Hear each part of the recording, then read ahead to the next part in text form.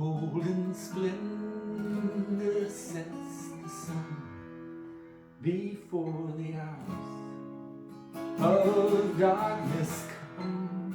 I hold this comfort through the night. My loss be right in golden light. To rise again in greater splendor, my golden light of yesterday. There is no death, just sweet remembrance of greater glory that's on the way. No lonely hour, no failed plan, no life from hell, no work of man, no wounding words, no crushing hand can take this hope on which I stand. We'll rise again in greater splendor with golden lights of yesterday. There is no death, just sweet remembrance of greater glory that's on the way. In golden splendor sets the sun before the hours of darkness come. I hold this comfort through the night. My loss you wrapped in golden light. To rise again in greater splendor, my golden light of yesterday. There is no death, just sweet remembrance of greater glory that's on the way. We'll rise again in greater splendor with golden lights of yesterday. There is no death, just sweet remembrance of greater glory that's on the way. There is no death, just sweet remembrance of greater glory that's on the way. There is no death, just sweet surrender to greater glory that's on the way. Yeah, we're on the way. Amen.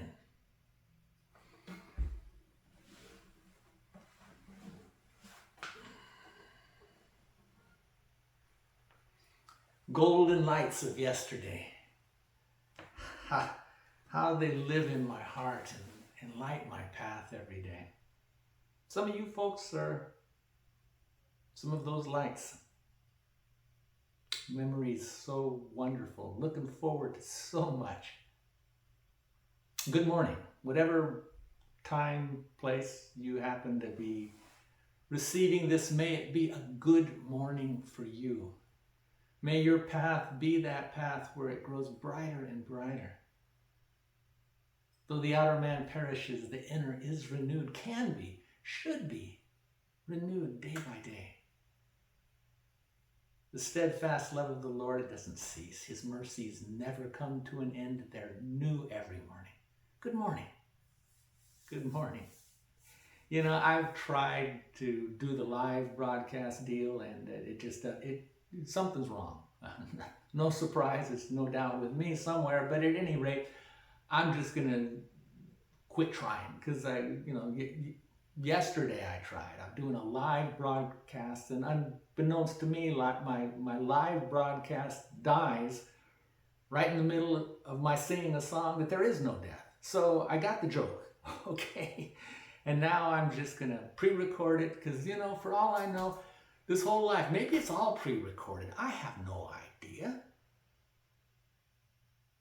But I hope in God who knows everything, maybe it's all pre-recorded. But you know what? Whatever it is, it's live for me right now. And I hope the things that are helping me somehow help you. Continuing this journey through the Gospel of John, let me just read with you or for you the first 11 and a half verses. It says, "Now on the first day of the week, Mary Magdalene came early to the tomb while it was still dark. And she saw the stone already taken away from the tomb. And so she ran and came to Simon Peter and to the other disciple whom Jesus loved, and said to them, 'They have taken away the Lord out of the tomb, and we don't know where they have laid him.' Peter therefore went forth, and the other disciple, and they were going to the tomb. And the two were running together, but then the other disciple ran ahead faster than Peter, and he got to the tomb first. And then stooping and looking in, he saw the linen wrappings lying there, but he didn't go in.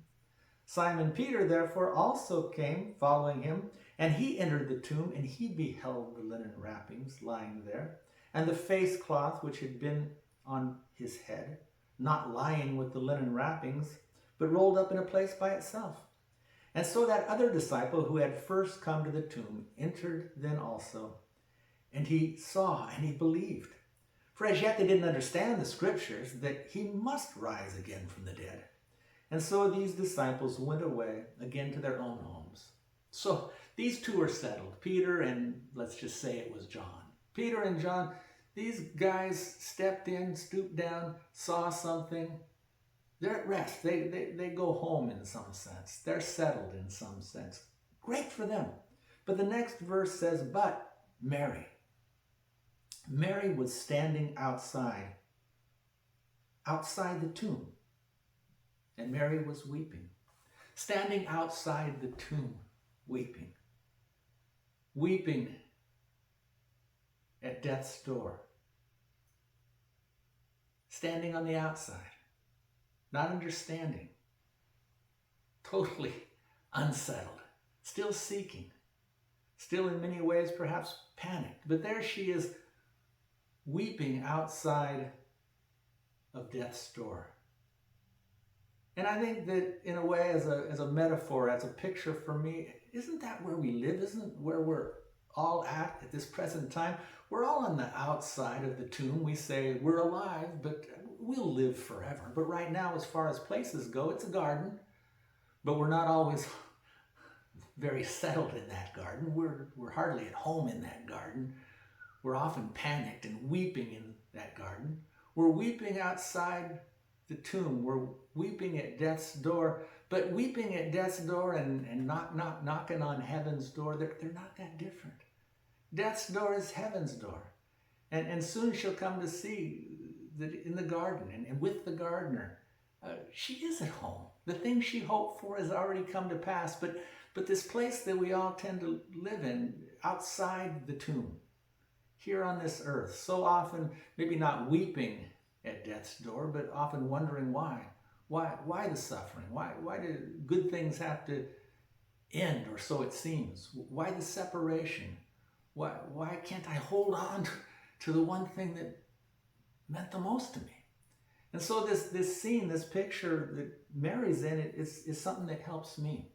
Because as far as her mourning goes, we've read a little bit about it, and it began like all mornings do, in complete darkness. There she was.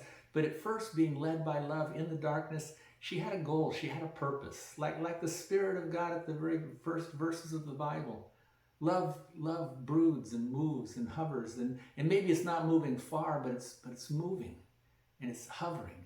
And in groanings too deep for words, love was at work within her, and in many ways, her mourning in complete darkness. While it was still dark, her mourning wasn't that bad, because she had a hope.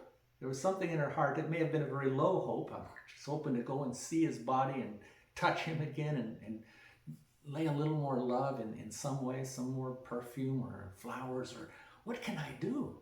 And that was her hope, and love was moving her in the darkness. But when she got to the tomb and there was a little bit of light, there in the twilight she saw something that she didn't expect. And the open door, that panicked her, that shocked her, that frightened her. You know, light is a wonderful thing, but a little light can be a dangerous thing if it doesn't first arise in our heart. If it's a light that just comes and shines on our past or shines a little bit on the future and it sets us off in fear, a little bit of light can be dangerous unless it first arises within the heart.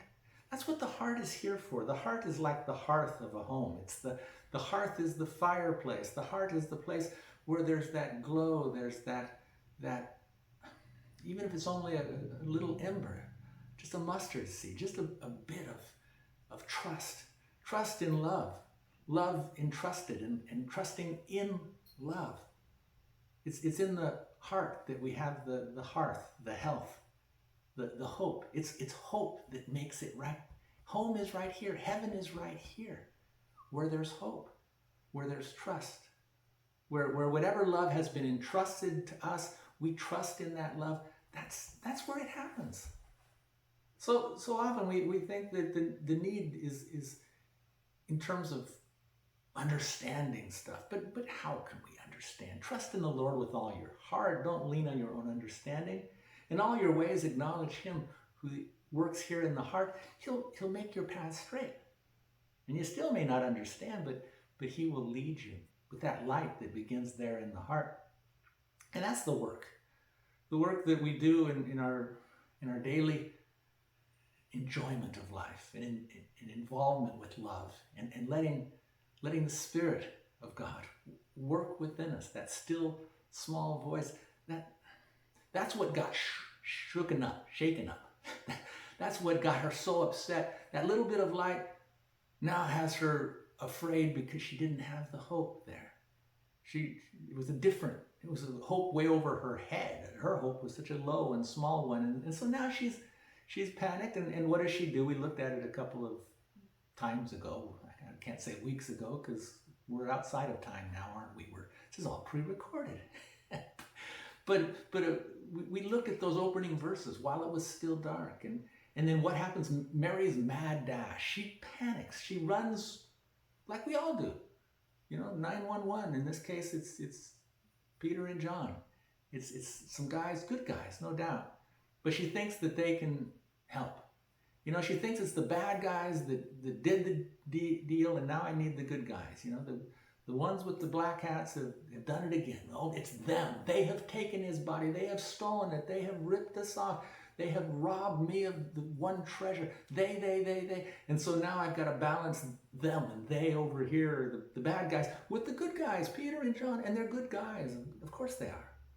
And now they all run together, or at least the two run together for a while, and then one, of course, outruns the other, because that's what we do. But there's this movement. But where's the peace? How do things get settled? In the case of Peter and John, they each individually get settled when they each individually stoop down, step in, and then for themselves they see something. And they go home. They're at home. They're settled. It would have been nice if they'd gone back and helped Mary, go back and tell Mary, but you know what? That's not the way it works. The bad guys, they can't steal our love. They can't take our love. They can't rip us off. But then the good guys, they can't bring him back and they can't reconnect us. It has to happen in here, in our own hearts. Peter had to see for himself. John had to see for himself. Mary's going to have to see for herself. You and I are each going to have to see for ourselves, not with our physical eyes, but with the eyes of our heart. Again, it's not what our senses perceive. It's not what I can see and feel and hear and taste. It's not the sensory input, but it's how we receive the information. To be informed, to be formed within. It's informational. It's actually receiving the information that's transformational, that again works right here. A lot of words, but very personal for yourself. Know the love of God. Know the fact that they can't steal it, they can't take it, they can't rob it, but the good guys can't give it and bring it back to you either. It's always there. He's always there for you. And even while it was still dark, I think she knew that. God help us all to know that. And so Peter and John, they go home, so to speak. But here's Mary, and that's what I want to look at right now for a few minutes. Here's Mary, just kind of frozen in that scene. Mary is standing outside the tomb weeping. Weeping at death's door. Doesn't realize she's actually knocking at heaven's door, and heaven's not that far. But there she is. It says, Mary was standing outside the tomb weeping, and as she wept, she stooped and looked into the tomb, and she beheld two angels in white, sitting one at the head and one at the feet, where the body of Jesus had been lying. That's what she was longing for, just the body of Jesus. But that's gone. The angels are there instead. And they said to her, Woman, why are you weeping? And she said to them, Because they have taken away my Lord, and I don't know where they have laid him. Again, it's they've done this to me. And when she had said this, she turned around and she then beheld Jesus standing there and didn't know that it was Jesus. And Jesus said to her, Woman, why are you weeping? Whom are you seeking? And supposing him to be the gardener, she said to him, Sir, if you've carried him away, then tell me where you have laid him, and I'll take him away. And Jesus said to her, Mary. And then she turned and said to him in Hebrew, Rabboni, my teacher, my teacher. That's who Jesus was to her. He was the one who informed her and taught her and shaped her and let her know that she was loved and forgiven. That though she was an outcast in so many ways to society and a failure to herself in so many ways, she was beloved. And who could teach us anything better than that? And who but he? You have one teacher, one leader, one father. Call no one else rabbi, teacher, leader, father. There is but one. And the Lord was that to her. And so this love reunion, this beautiful, beautiful love reunion that you see taking place there, this picture of, at least in my mind, of Mary then falling down at his feet, grabbing hold, not wanting to ever let go again, and he there with his words, with his calling her by name, the reunion, the holy kiss, the connection. That's, oh man. So in those last 6 verses, 11 through 16, in those 6 verses, there are 3 scenes, three places, 3 pictures that I've been thinking about, and I'll just share it with you what I see. The 3 scenes are, first of all, outside the tomb, where the weeping happens. That's where we are so often here and now, where the weeping happens, and the wondering, and the why, and the suffering, and we're all in that together. That's the first place, outside the tomb. But then inside the tomb, the second place is the place of rest, the place where it's quiet and orderly. Outside the tomb, inside the tomb, but then beyond the tomb. When you pass by the tomb, been there, done that, beyond the tomb, that's the connection, that's the reunion, that's the great embrace. That's the picture I see in those 3 scenes. Outside the tomb, inside the tomb, beyond the tomb. So, first of all, as already pointed out, as already obvious, we live in the first one, outside the tomb. Why are you weeping? I don't know. Not always weeping, but sometimes it's a good question. Why do we weep? Why do people have to die? Why is there suffering? Why are there so many ugly things in a beautiful world? Why? To stand outside the tomb, to be on this side of the tomb and to say why is a very human thing to do. It's not puzzling like, why do you say why? I'm always saying to myself, what's the problem? Why? But it simply assures me I'm human. I'm outside the tomb yet. And this is the place where there's a whole lot of that why? It's not a complaint necessarily or a whining. It's just a why. And the weeping. Why am I weeping? Don't I have hope? Don't I believe? Yeah, I believe, but Lord, help my unbelief. And even more than that, I'm human. I'm not ashamed to be human. In fact, I'm happy to be human. And I'm happy to have a family, a great global family of humanity, my brothers and sisters, people I need to learn to love as I love myself. Not a us and them sort of things, the good guys and the bad guys, but a whole humanity that has a single Father that needs to realize that there is one who loves us and wants to make us once again all one and reunited. And learning to live that way and think that way. But in the present moment, we're human. I'm not ashamed. Jesus wasn't ashamed to be human. He almost boasted, calling himself over and over, I'm the Son of Man. I'm the son of Adam. I belong to your family. Jesus himself weeping there outside the tomb. It's what it means to be a part of something that isn't quite whole. It isn't quite complete, but to be a part of it. It's a painful part. Of course it's a painful part. It's a distressing part if you think you're going to understand and figure it out. But it's also a beautiful part of being in this world where difficult things happen, and yet there's a great love that enables us to overcome and work all things together for good. And so, yes, the angels ask her why. Why are you weeping? Jesus asks her, why are you weeping? I often ask myself, why am I weeping? But nobody says, knock it off. This is not a call to stoicism. Quit weeping. Come on. No. We're human. We belong to one another. Jesus belongs to us. We belong to the Heavenly Father. And it hurts sometimes. And it's painful. And oftentimes we wonder why. Why? But we can know we're not alone. When Jesus wept beside the tomb of his friend Lazarus, the people got the message very clearly. Without words, they saw, look how he loves.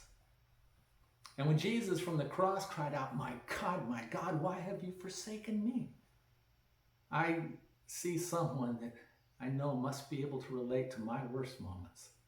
We belong in this place outside the tomb where there's weeping, where there's sorrow. And as Jesus cried out, why, my God, why? In just a few moments, he'll say to Mary, and I'm going to my God and your God.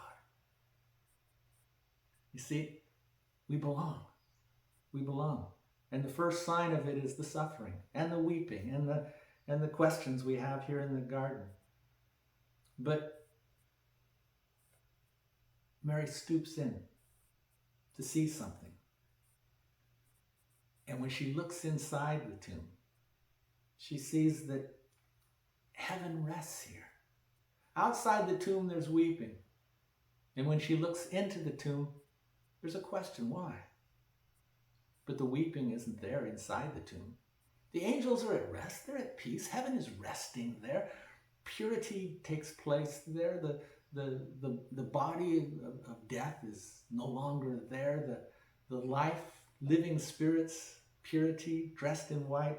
It's all the picture there. This isn't a crime scene. This isn't a tragic place there in the tomb. It's actually a very restful place. It's a very peaceful place. It's a quiet place. It's an orderly place. Everything is as it ought to be. And that's why the tomb should never be a frightening thing.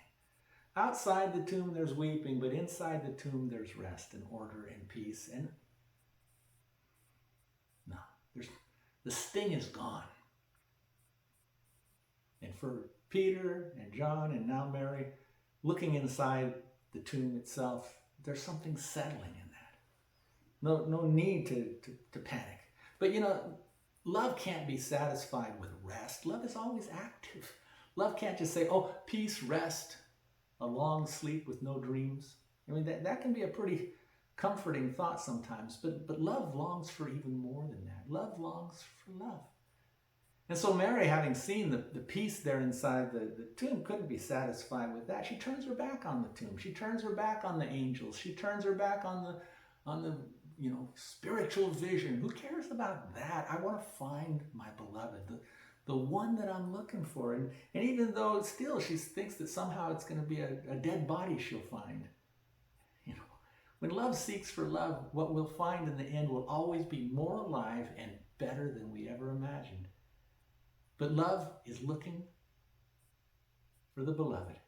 And she turns her back on all that restful, peaceful imagery there inside the tomb, and love leads her on. The angel said to her, "Woman, why are you weeping?" She said to them, "Because, again, they have taken away." But verse 14 says that when she had said this, she turned around, turned her back on them. They weren't the interest. And then when she turned her back on that restful scene inside the tomb, now she beheld Jesus standing there. And she didn't know. Again, many surprises. She didn't know how close he was all along. But now she sees. At first she thinks he's just the gardener. He too asks her, "Why are you weeping?" But once he says her name, now she knows that they're beyond the tomb. Even in the guise of a simple gardener, the love she's been longing for, he's there. And then the reunion, the great embrace. We'll look at that later. Stop clinging to me.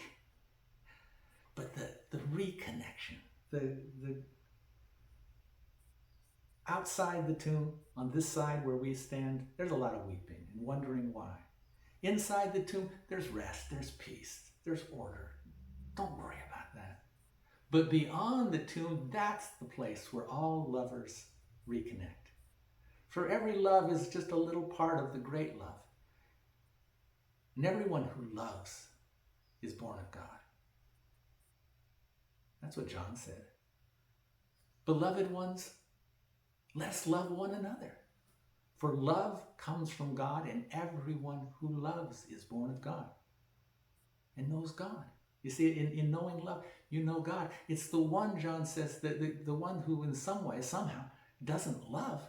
That's the person who doesn't know God. Why? Because God is love.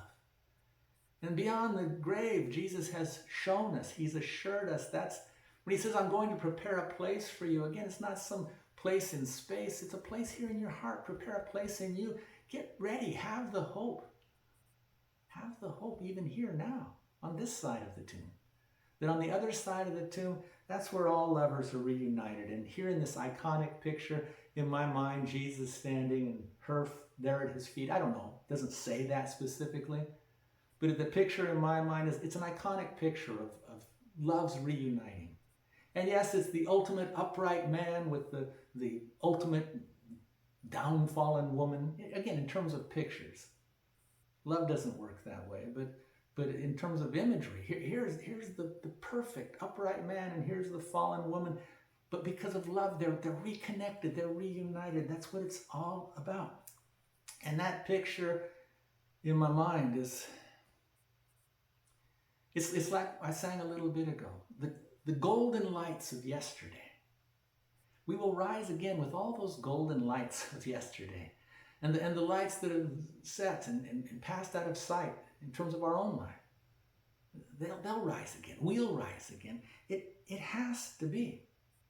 And this iconic picture of Mary and Jesus, it's an imagery, especially in John's gospel, where from the woman at the well in Samaria all the way through to the woman caught in the act of adultery, over and over, John, in many ways the greatest, most profound of the gospel writings, is always personal, individual. And this picture, one man and one woman, the Son of Man and the fallen woman,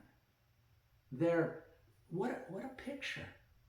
Painted in words, painted in love, painted on my heart.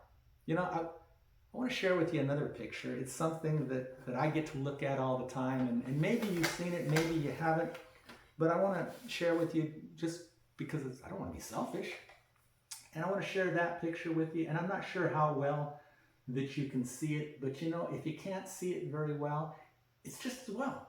Because really, this is an image, obviously it's black and white, but if you look at this image closely, you'll see how blurry it is. It's a blurred image, it's a distant image, it's an image that makes you think, and for my sense, it gives me great hope.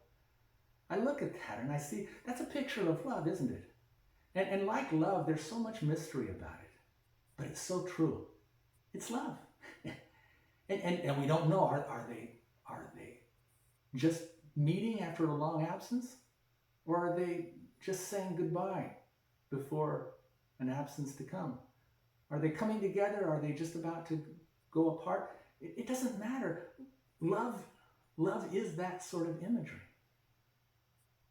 It's that kind of picture. That kiss. Well, who's kissing who? Who started it? You don't think that way, do you? You shouldn't. It's just love. It's mutual. It's deep. It's profound. Someone took that picture. There's a shadow there that I look at. I often look at that shadow. Who is that? We don't know. That's the important thing. You know, shadowy figures can take pictures, but nobody can take love. Nobody can take away that image. And that image, I'm not saying that it's Jesus and Mary, but it pictures love in a similar way. I'm not saying it's Jesus and Maria, Jesus and Mary, but it is Jim and Mamie. And it's more precious to me because I happen to have known those people. But you know what? You don't have to know the people. I think this is the kind of picture that would win awards anywhere, because everyone wants to celebrate love. Everyone knows that we go through suffering and warfare and hardship and difficulty, and here on this side of the tomb, there's a lot of weeping and wondering why. But keep this image in your heart. Beyond the tomb, that's where all lovers meet again. And everyone who loves is born of God and knows God. So beloved ones, love one another.